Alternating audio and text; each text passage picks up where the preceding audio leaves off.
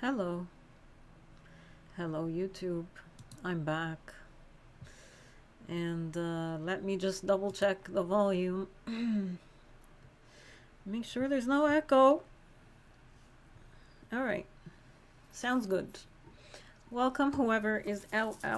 Welcome, whoever's going to join this live stream. Hopefully, somebody joins. It is Sunday, the 14th, September 14th, and it's just after 3 p.m. over here where I'm at. Let me just lower the volume.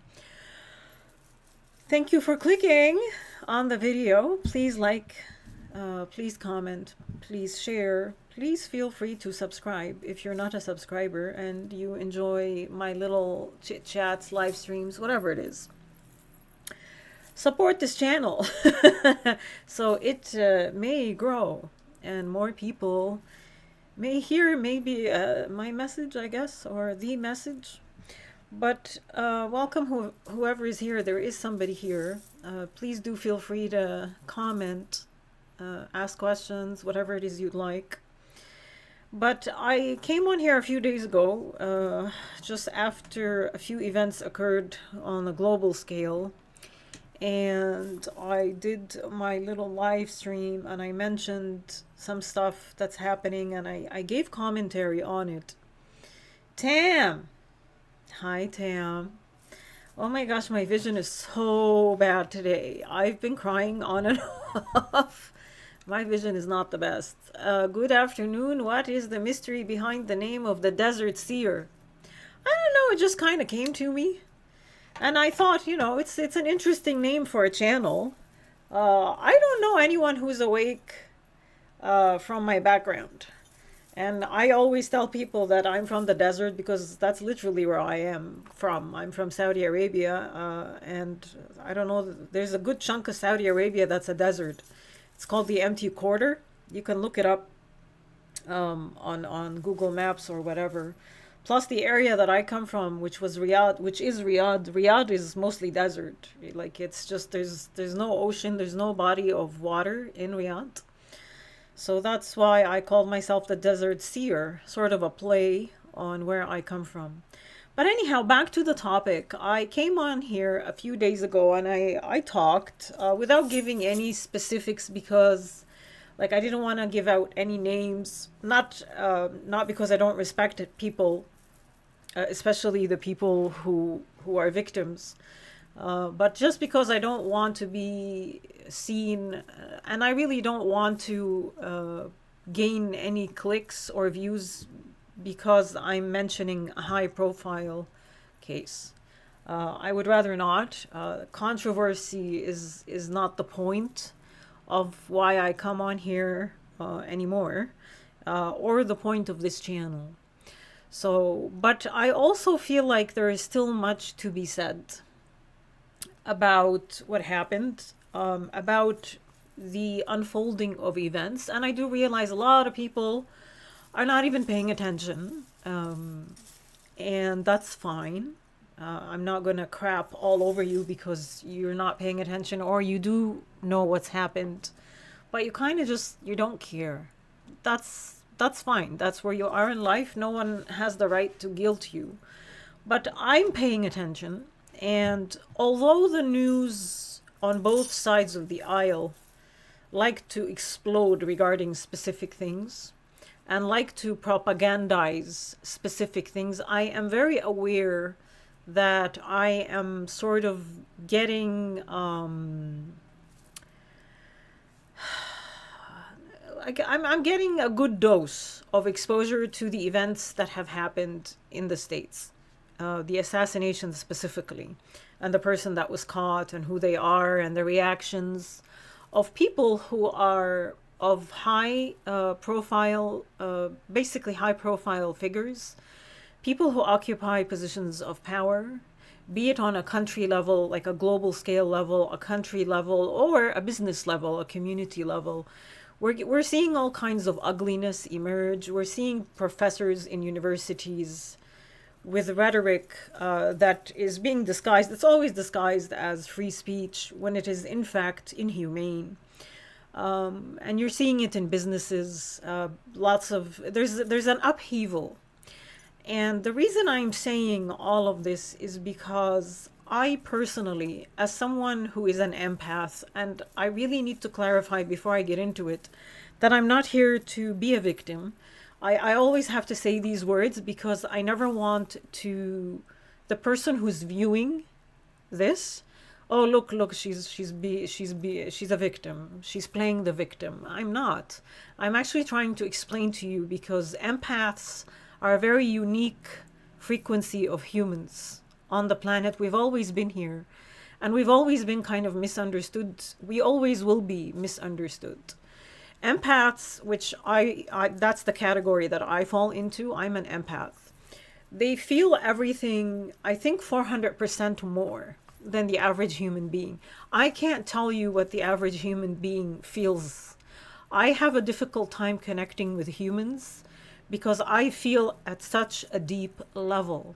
So when events like this happen, they could be on the right, a tragedy on the right, or a tragedy on the left. And that's unfortunate that I have to say that because a human tragedy is a human tragedy. It doesn't have to be, well, these people don't give a shit because he doesn't belong to their group, or these people don't give a crap because he doesn't belong to their group. And because he doesn't belong to their group, these people get to laugh. The good. And because, or if the opposite case, these people get to laugh and mock and belittle and say vile things and say inhumane stuff and say things that shock people like me. So I wanted to explain a few things from the point of view of an empath. Hopefully it reaches other empaths because I can't imagine that I'm the only one feeling what I'm feeling. I'm the only one horrified, and I'm the only one somewhat struggling with what I am seeing. It's almost like I can't believe what I am seeing. And be it a minority, it's not everyone, but it's enough of a minority, and they're in enough positions of power that it's causing me concern. Let's just say of where we are as a species, as a collective, as well as where we're heading if we don't change course. I want to take you back to 9/11. When 9/11 happened, the World Trade Center event that happened in New York on September 11th of 2001, I was in my 20s, and I was in the operating room. I was an anesthesia resident at the King Fahd National Guard Hospital in Riyadh, and I was on my break in the lunchroom in the OR, and I remember people gathered around the monitor, like the TV monitor, and I didn't really understand what it is I was watching. I wasn't really tuned into the news. I had already tuned the news out from a very young age, where I come from, because of the hate-filled energy I could never really tolerate. I always felt attacked whenever I turned on the news. I didn't understand much besides how the news made me feel, and I didn't like it. But at that point in time, I paid attention, and I remember, I watched in disbelief because I think it was live when the second plane sort of hit the second building, and the people who I was working with were mostly foreigners: Germans, Europeans, Canadians, Americans. Very few Saudis, and the Saudis that were with me in the operating room were trained in the United States, in Canada, so they had sort of a higher education and more exposure to other cultures. So there wasn't any reaction other than we were just sort of stunned at what we were watching. That day, after I watched what happened, and I still couldn't really process it, I went out, and on my way out, so like my driver came to pick me up, and on my way home, I remember seeing something. And when I saw that, I I sort of wondered if I'm still like, am I on Earth? Like, do I belong on this planet? And at the same time, I sort of came to a very sort of discernment, or a conclusion in my life, which is I needed to leave Saudi Arabia. that I could not live there anymore. What I saw was people celebrating in joy. People were joyous. They were dancing in the streets, celebrating. They weren't even chanting anything. They were just, yeah, yeah, and laughing and happy, joy. It's like something good has happened. And that was enough for me. It turned my entire sort of life, and I really didn't like the society that I was in already. At that point, I knew that I could no longer exist in that society, and shortly thereafter, I sort of left and I came to Canada. What I have been seeing in the West, in the West of all places, after the event that occurred in the States, which involved the assassination of a political figure on the right, has been glee, has been joy, and it very much reminds me of what I saw when I was in my 20s after, 9/11 happened. How uncivil human beings take joy in the harm that was caused on people they really don't know, on people in many ways who never did anything to them. But still, they had that sense of joy that thousands upon thousands had succumbed to essentially a terrorist attack. And I realized that the scale of the events differ. This was one person, although be it a prominent person, and his family was impacted. But the event that happened on 9/11 changed the world. At the very least, it changed the world for me. And after that, the ripple effects were felt throughout the world. Till this day, you can't travel the way you did before 9/11 happened. Till today. The event that occurred in the States on the 10th of September, ironically, the dates, just so ironic, that I realized what happened on the 11th of September of 2025, has that same flavor for me. It's not because of the massive exposure that I am receiving from the news. I felt these energies way before I realized what had actually happened and began being bombarded with the news and began seeing the reactions. So I guess without being too dramatic, as an empath who taps into energy and feels at a deeper level, like a very deep level, I can guarantee you that the event that has just occurred is going to change and alter our world. I don't know if it's going to change it to the better or to the worse, but the ripple effect is still small right now, and it's going to get larger. And as it gets larger, we're going to see what is going to be the outcome. The live stream that I did when this happened, I actually did say that there is an opportunity for us to see something beyond the superficiality of it all, and I'm sorry that I'm saying it this way, but the energetics at work, and to change course, or for us to just remain in our hate-filled rhetoric and divisiveness and continue on down this same path. My belief, from what I'm seeing, negative and positive, is that there has been a little bit of a spark of awakening. Let us hope it takes us in the right direction. I have also been seeing very, very poor behavior on the left side as well as on the right. I am not saying that, the right does, the people who, identify politically or ideologically on the right don't have the right to be upset right now. You can. You should be. But how are you behaving? How are you behaving? The other day I saw a video of mob, like a sort of, they were doing a vigil for Charlie, and some person, of course, they came on a scooter and they said some very hate-filled words towards Charlie. And the group of patriots or whatever attacked. It was like they formed a mob around him, and they beat the living life out of him.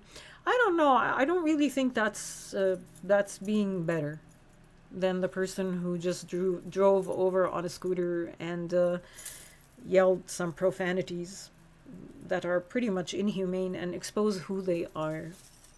So let me just look at my notes.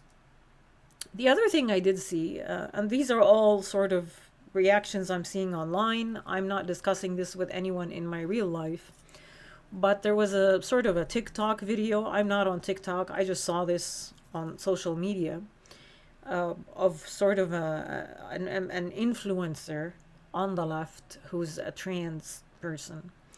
And that trans person said, I guess they were commenting about how they feel about the event.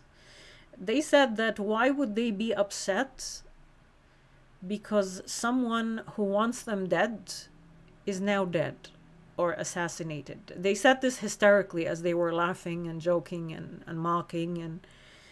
And I thought to myself, you're saying, why would I grieve the death of someone who doesn't want me alive? I don't know. Maybe you would grieve their death because you're a better human being than the human being who never actually said these things. By the way, this is all lies and propaganda that some people believe because it's spread by, major news agencies, and it's solidified by corrupt politicians and indoctrinated professors in universities who continue to spread the divisiveness, the propaganda, the lies, and they double down.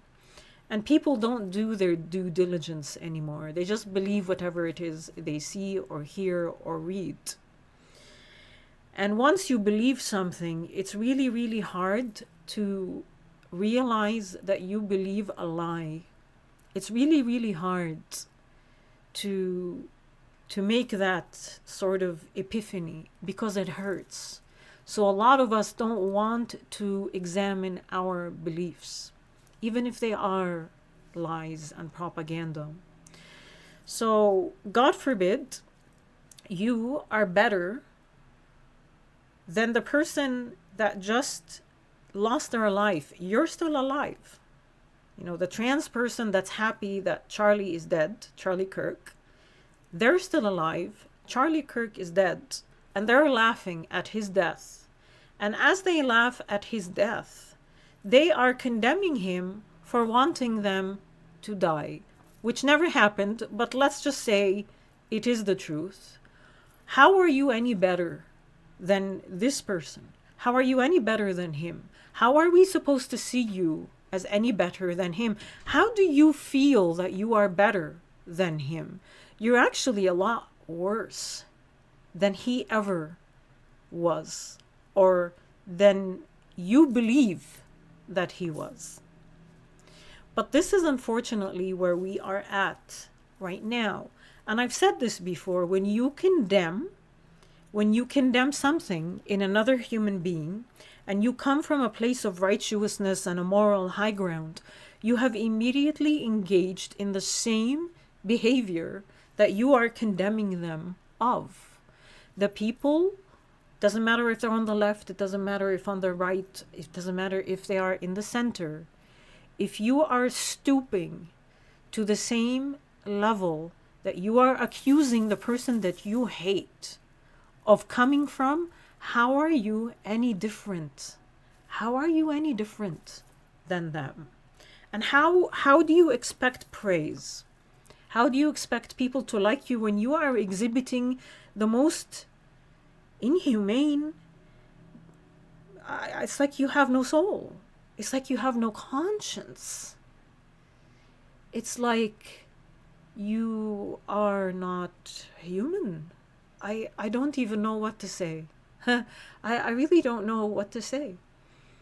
So basically for me, the way I see it as an empath from my, empathetic lenses, it's almost like a race to who's going to hit rock bottom the fastest, the hardest, and the first while getting the most likes.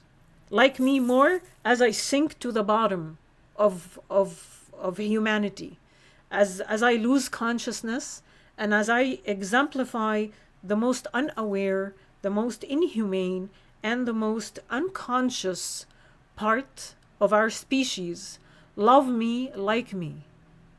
This is where the right and the left are at right now. And when you see this behavior, what do people on the right do? They sink even lower. They attack these people in mass, they mob them. I don't know. It's like, who's going to be more horrible and get the most likes? How do you fight horror with horror? How do you fight violence with violence? Does that work? Has it worked for us so far as a species? Has it worked? Did it ever work? I'm not telling you I have the solution. Actually, maybe I do have the solution. And that's just disengaging. Disengage the ugliness that we are in right now and stop perpetuating it. Somebody has to stop this train wreck. Somebody has to begin to speak out. And unfortunately, good morning, hello, TZ Burton, it's me. It's people like me. It's people who are, people laugh at us. People mock us. People, my channel can't grow. I really, it's just amazing. And the people with the most, the most prominent platforms are the ones spewing this. They're the ones adding to the division and the hate of this world, and people continue to follow. I'm going to say that there's a small group of humans that have awakened, thankfully, and want to put an end to this. And all we can do, all people like me can do, other than come on here and have this discussion with a small group of people, is wait and see. But I really felt the need to come on here because there's a repeating history element that is happening, and I can see it. And the irony is the dates. The dates that we are in right now, where this event is unfolding, and it is an event that will be monumental in history. We might not be seeing it right now, but history will never forget 9/11, and history will not forget the assassination that has just happened, and what is the unfolding that is coming, the repercussion that is coming from it. I'm not saying this person was an amazing human being, and I don't know much about Charlie Kirk. All I know is that, seems to me he was a civil and a decent human being in his interactions. I've not listened to much of his talks. I've listened to a few, and it's just not my cup of tea, so I didn't really follow anything. But I can tell you that this is monumental. Yes, there's a lot of other tragedies that are unfolding and happen every day to prominent people, to not prominent people. I am saying, as an empath, I have recognized this event as a historical event that will alter our course in history. And it just hurts me to see, especially in Canada, the reaction from the government, from government officials, from university professors. I don't want to repeat the words that they said. I just can't. I can't. But I've reached this point long time ago, but now it's like I've reached it again, where I don't want to be here in this country anymore. And I remain grateful, for the peace that is available to me in this country and the freedom that is given to me in this country. But I'm also recognizing that I'm kind of running out of places to run to and hide in. this is truly global. Like the awakening that is happening is global, and there's no running away from it. Sadly, you have to see the shadow. You have to see the unconsciousness. I am not going to sit here and crap all over every human being who's saying something bad about this event. I am quite aware that they are unconscious and that they are unaware of their own blind spots and how they have sunken themselves, and no good will come to them. No good. I recognize all of this, and I'm not going to tell you I'm disgusted by them. Ew, ew, they're horrible human. If I do that, I'm no different than them. I remain shocked, and I remain an empath, and I remain someone who feels things at a level that I sometimes wish I didn't feel them at. But I guess that's why we're here. That's why empaths are here. We are here to feel. And it's kind of our job. And it comes with, a hazard, I guess. And this is it. It's just I have to do my own sort of healing regarding what I'm seeing. But I remain in disbelief. I remain in disbelief that this is the West right now. This is the West. And I'm someone who I spent, the first 26 years of my life dreaming of coming to the West. I would have given anything, and I did give it all up to come to the West. And now to sit here and watch the West like this, I don't know. I'm kind of left without words. I'm kind of left without words. So to all the empaths, to all the healers, to all the light workers out there, more power to us. More power to us. I feel you. I feel your pain. I guess the only advice is take it easy on yourself, just like I'm taking it easy on myself. And that's it, I believe. That's what I wanted to talk to you guys about. And after this live stream, I do not think I will be touching again on the topic of the assassination that has occurred in the States. These were just sort of my final thoughts that I felt like I didn't complete from my last live stream, and with addition to what I have been seeing unfold across the spectrum since that event happened. That is it. Does anybody have any questions for me? Maybe I should pull a tarot card. There's a little fruit fly flying around here, and you might be seeing it, but let's see if there's any guidance, please, from the universe right now. For whoever sees this, for whoever watches this, any guidance, maybe collective guidance, anything that we should know right now, please. Guidance for whoever is watching this. What do we got? Let's see. A few cards wanted to come out, but this one flipped. The Page of Wands. The Page of Wands. I don't know if you can see that. It's funny. The Page of Wands is a very fresh energy. It's a very young, healthy, vibrant, fiery, creative, non-judgmental, non-biased, pure energy.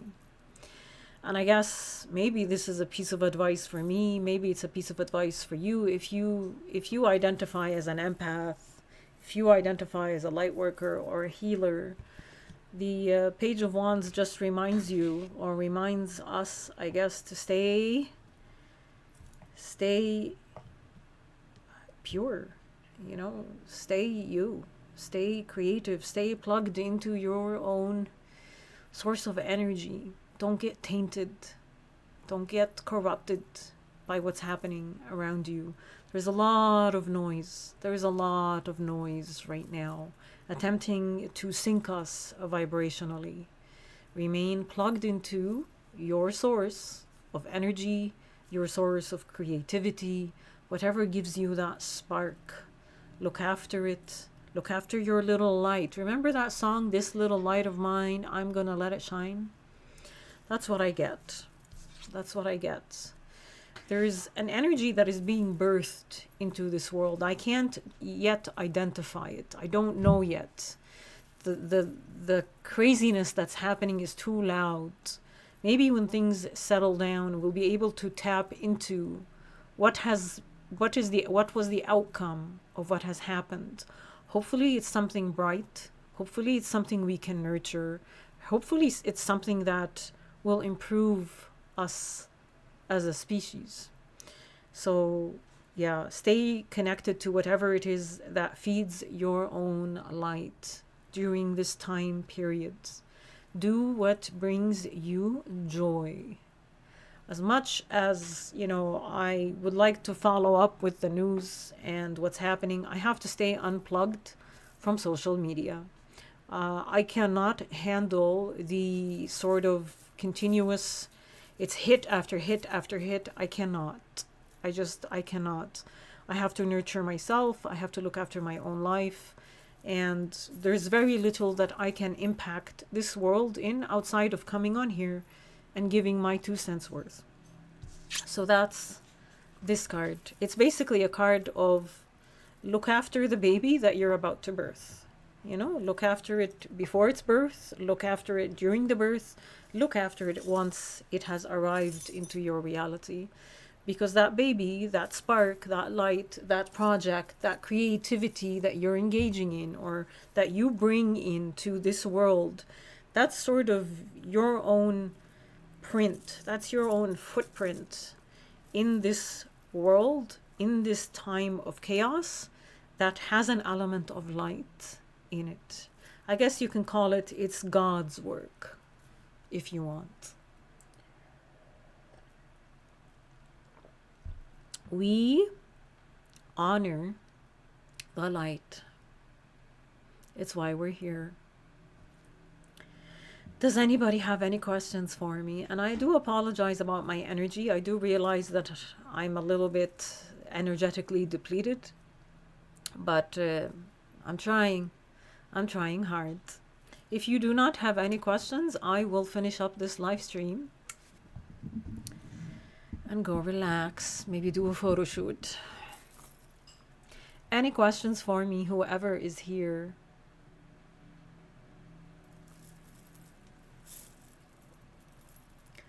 All right, no questions. Well then, it is what it is. I shall leave you, and feel free to join me in my Patreon if you like my work and wish to support it. And if you have any questions or topics that you'd like me to discuss, please leave it in the comment section. All right, guys.